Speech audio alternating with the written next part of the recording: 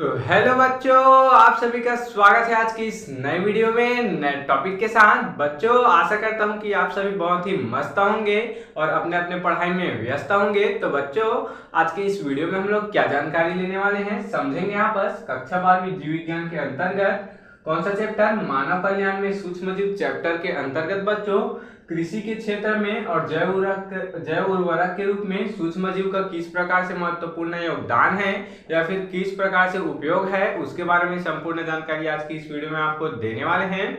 बच्चों, इससे पहले वाले दो वीडियो में हमने मानव कल्याण में सूक्ष्म जीव के अंतर्गत बच्चों खाद्य पदार्थों में सूक्ष्म जीव का उपयोग और बच्चों औद्योगिक क्षेत्र में सूक्ष्म जीव का उपयोग को समझ चुके हैं।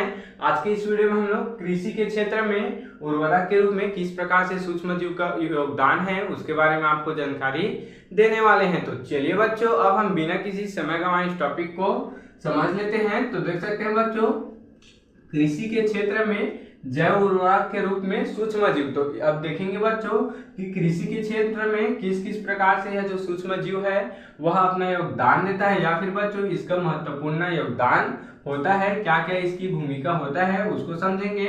तो सबसे पहला बच्चों समझने का प्रयास करेंगे जैव उर्वरक। अब बच्चों जैव उर्वरक क्या है इसको जानेंगे, इसमें यह किस प्रकार से योगदान निभाते हैं उसको जानेंगे।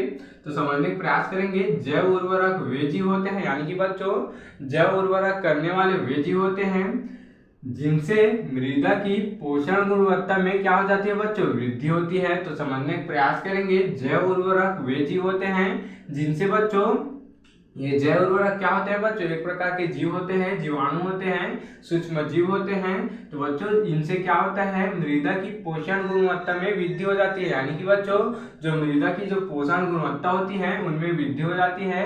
बोले तो बच्चों मृदा की उर्वरता क्षमता बढ़ जाती है। आगे समझेंगे। ये जीवाणु, कवक तथा क्या बच्चों नीलहरी शैवाल है, यानी कि बच्चों देख सकते हैं यह जो जैव उर्वरक होते हैं वह जीवाणु भी हो सकते हैं, कवक भी हो सकते हैं और नीलहरी शैवाल भी हो सकते हैं। तो बच्चों इस प्रकार से जैव उर्वरक के रूप में सूक्ष्म जीव भी कार्य करते हैं। दूसरा समझेंगे बच्चों भूमि उर्वरता। अब बच्चों भूमि की उर्वरता तो को किस प्रकार से बढ़ाती है यह सूक्ष्म जीव, उसको जानेंगे। तो देख सकते हैं भूमि से पौधों को निरंतर नाइट्रोजन वाले क्या बच्चों पदार्थ उपलब्ध कराने में सहयोग देने वाले जीवाणु, जैसे कि बच्चों देख सकते हैं अमोनिकारक जीवाणु और बच्चों भूमि में उपस्थित प्रोटीन पदार्थों को अमोनिया में बदल देते हैं। अब क्या बोल दिया गया बच्चों, आसानी से समझने का प्रयास करेंगे।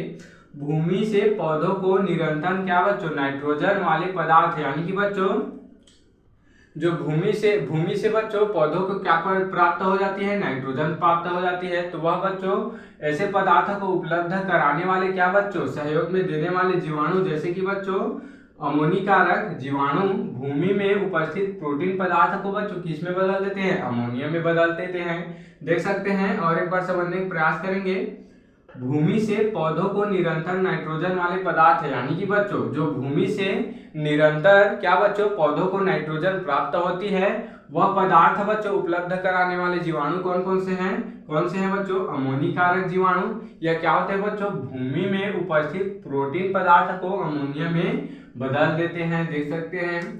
तो बच्चों तीसरा देख सकते हैं नाइट्रोजन स्थिरीकरण। अब नाइट्रोजन स्थिरीकरण किस प्रकार से बच्चों, कुछ जीवाणु देख सकते हैं बच्चों यहाँ पर, कुछ जीवाणु वायु में उपस्थित नाइट्रोजन को उसके यौगिक में बदल देते हैं। देख सकते हैं क्या बोला गया, कुछ जीवाणु होते हैं जो कि वायु में क्या उपस्थित होते हैं बच्चों, नाइट्रोजन उपस्थित होते हैं और उसी नाइट्रोजन को बच्चों उसके यौगिक में बदल देते हैं। देख सकते हैं उसके यौगिक क्या हो गया, इस नाइट्रोजन को बच्चों जो वायु में उपस्थित जो नाइट्रोजन होता है उसको उसी के यौगिक यानी कि बच्चों नाइट्रोजन के यौगिक में बदल देते हैं कुछ जीवाणु। देख सकते हैं।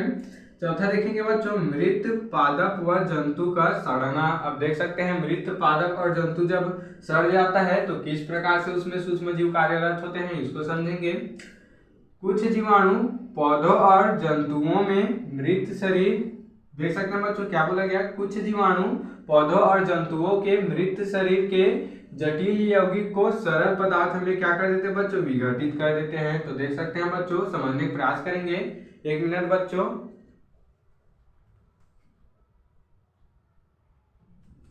तो देख सकते हैं बच्चों क्या बोला गया, कुछ जीवाणु पौधों और जंतुओं के मृत शरीर को, यानी कि बच्चों कुछ जीवाणु होते हैं वह क्या करते हैं बच्चों, पौधों और जंतुओं के, यानी कि बच्चों पादप और जंतु के मृत शरीर को क्या कर देते हैं, जटिल यौगिक को क्या करते हैं, सरल पदार्थों में विघटित कर देते हैं। यानी कि बच्चों जब पादप मृत हो जाता है, जब पौधा मृत हो जाता है, या फिर बच्चों जब जंतु मृत हो जाता है, तो क्या होते हैं बच्चों, वह जटिल पदार्थ के रूप में जमीन में पड़े रहते हैं। उसको बच्चों उस जटिल पदार्थ को सरल पदार्थ में विघटित करते हैं। यानी कि बच्चों कुछ जीवाणु होते हैं वह मृत सड़े गले पदार्थ को बच्चों, जटिल कार्बनिक पदार्थ को, पादप और जंतु के जटिल कार्बनिक पदार्थ को छोटे छोटे टुकड़ों में विघटित कर देते हैं।